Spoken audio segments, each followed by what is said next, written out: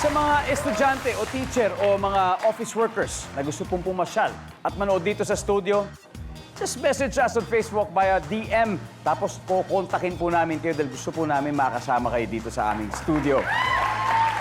So before the break, tinanong natin ang Sparkle Dreamers, kung super lamig sa kwarto, anong gagamitin mo kung walang kumot? At ang sagot nila ay ang katabing jowa. Pag tama sagot nila, naku, tatambakan na nila ang vocal mix. Jowa!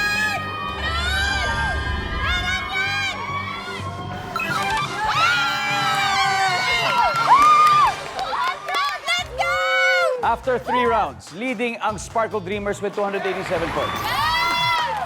Habang ang vocal mix ay 0. Alam nyo, sigurado naman ako na maswerte kayo sa mga contest eh. Di ba? Kaya may pagkakataon pa kayo sa round na ito. And this is our final round. Let's go, Rainier and Monique. Let's play Family Feud.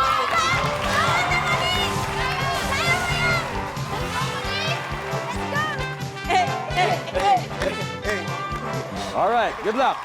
Top 4 answers are on the board. Kapag may naiwang malaking bag sa bus o tren, kakabahan ka dahil baka ang laman nito ay blank.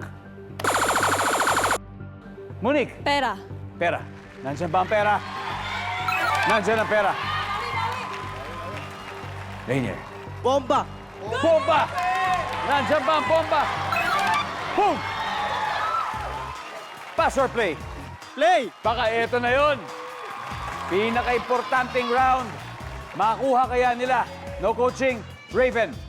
Kapag may naiwang malaking bag sa bus o train, kakabahan ka dahil baka ang laman nito ay blank. Gadgets.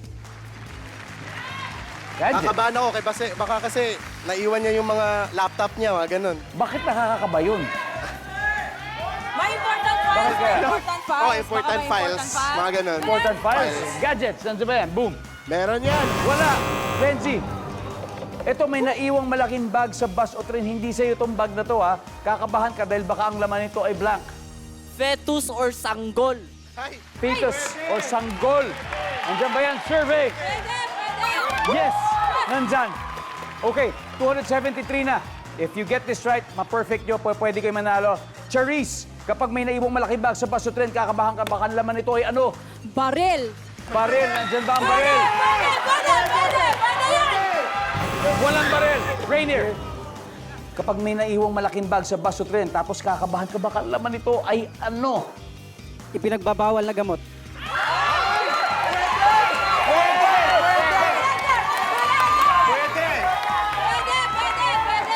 pwede. Hindi po yan. Pwede yan. Pwede yan. Ano ba ang tunog ng kinakabahan na tao? Andiyan ba ang ipinagbabawal na gamot? Meron yan. Wala. Okay, guys. Monique, ano kaya? Alahas. Alahas? Siguro po weapons. Weapons, AZ? Kutsilyo. Kutsil- Pocket knife. Knife? Gin. Kapag may naiwang malaking bag sa bus o tren, kakabahan ka dahil baka ang laman nito ay blank. Alahas. Alahas. Nandyan po ba ang alahas? For this round, services. Wala. 273. Kaya lang kinapos. 273 versus 287. But anyway, let's see number 4. Ano yung pang huling hindi natin nakuha, everybody? Pets, animals. Ang ating final score, Sparkle Dreamers 287, Vocal Mix 273. Thank you. O, dikit ang laban, di ba? Dikit. Isipin nyo, coming from 0, tapos naging 273.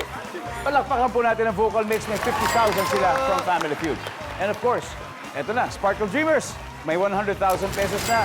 Jin, sinong dalawa maglalaro sa Fast Money? Si Liana po tsaka ako. Jin and Liana, abangan na makapigil ng Fast Money Round sa pagbabalik ng Family Feud.